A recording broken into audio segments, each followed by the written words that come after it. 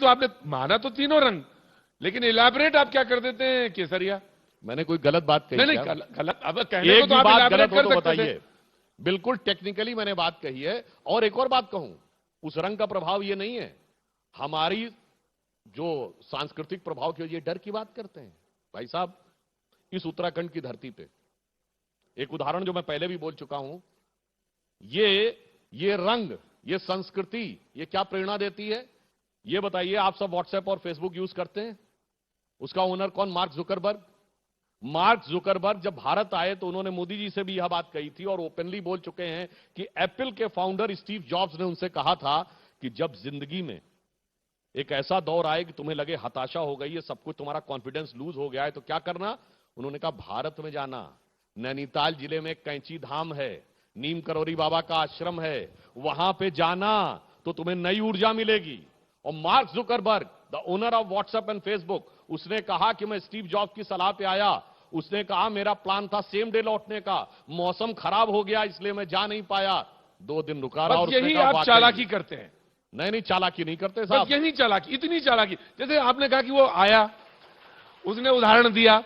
अच्छा, आप इसमें यह भी कह सकते हैं कि अगर जब परेशानी हो तो हजरत निजामुद्दीन औलिया की दरगाह में चले जाओ, अजमेर शरीफ चले जाओ। हाँ, वो भी आपने बोला, चलिए उसका भी आगे बता देता हूं। नहीं तो भाई, अगर आपको चित्त ही शांत करना है, मन ही शांत करना है, अरे जनाब, आपको रियलाइजेशन तो कहीं से भी हो सकता है। मैंने नहीं बोला, स्टीव जॉब्स ने बोला, उससे पूछिए भाई। उसने उदाहरण आप चालाकी में चले जाओ। मैं यही कह रहा हूं ना, उदाहरण वही रखते हैं। ना उदाहरण आप बता दीजिए। देखिए, मैंने 2 उदाहरण दिए। आपने झंडे का बताया, हरा, सफेद, और इलैबोरेट किसको किया? केसरिया। नहीं, एक और बात बताता हूं, चलिए मैं जवाब देता हूं। स्टीव जॉब्स ने यह भी लिखा कि मेरी जिंदगी में एक दौर ऐसा आया, मेरे पास खाने का पैसा नहीं था, और उसने कहा कि मेरे एक कमरे के मकान में एक कमरा लेकर रहता था, और मेरे पास पैसे की इतनी कमी थी कि अगर मैं कमरे का किराया देता तो खाने का नहीं जुटता। और उसने जानते क्या कहा? कि मेरे घर से कुछ मील की दूरी पे इस्कॉन का मंदिर था, जहां दोनों टाइम मुफ्त का भोजन मिलता था, भंडारा चलता था, तो वो वहां से आके भोजन लेता था। ये वो देश है अमेरिका जो कहता there can never be a free lunch, if there is a free lunch there has to be poison in it. वहां के सबसे बड़े उद्योगपति ने वो फ्री लंच पाया। उस संस्कृति से मैं किसी के प्रति अपमान नहीं करना चाहता। दूसरी संस्कृति के जो केंद्र बताइए कहां फ्री का चलता है भोजन और लंगर मिलता हो? सिर्फ गुरुद्वारों में लंगर और मंदिरों में भंडारा चलता है, ईमानदारी से। और आपने जो बात कही निजामुद्दीन औलिया जी की दरगाह पे, तो मैं ये भी एक फैक्ट बता देना चाहता हूं। बहुत बड़े पत्रकार हुए हैं, मार्क ट्वेली का तो नाम आपने सुना होगा? जी। बीबीसी के पूरे साउथ एशिया के संवाददाता थे। उन्होंने 2019 में एक आर्टिकल लिखा द इक्वेटर मैगजीन में, और जानते हैं उसमें उन्होंने क्या लिखा? कि Muslims in India are the luckiest.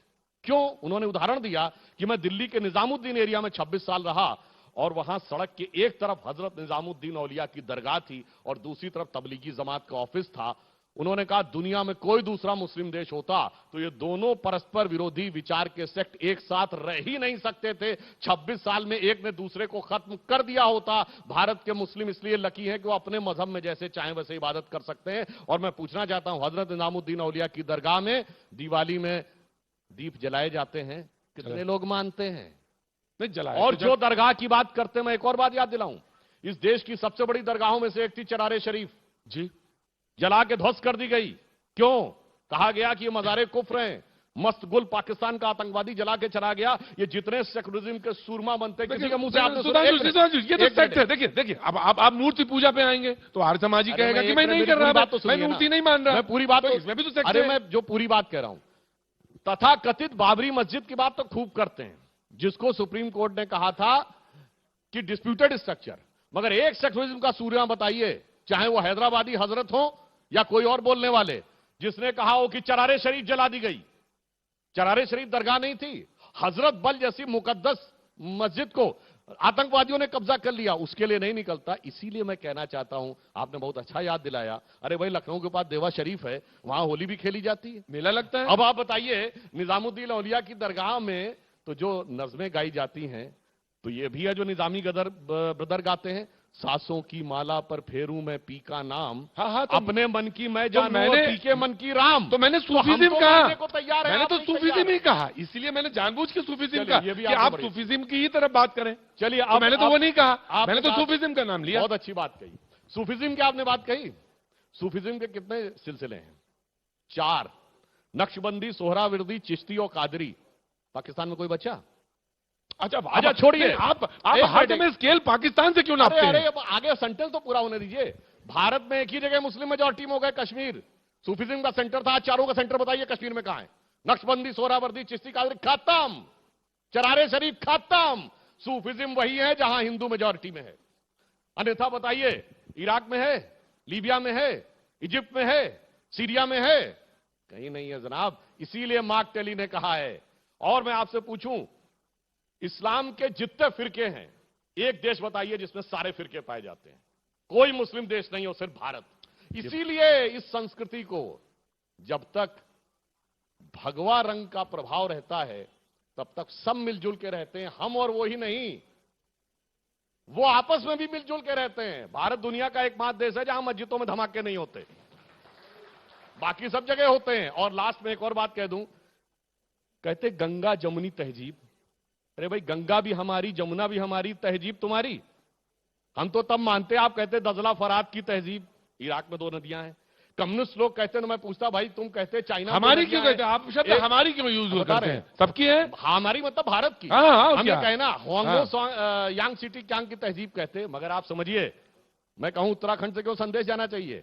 Ganga और जमुना तो बहुत प्रांतों में बहती है, पर गंगोत्री और जमुनोत्री तो यही है ना।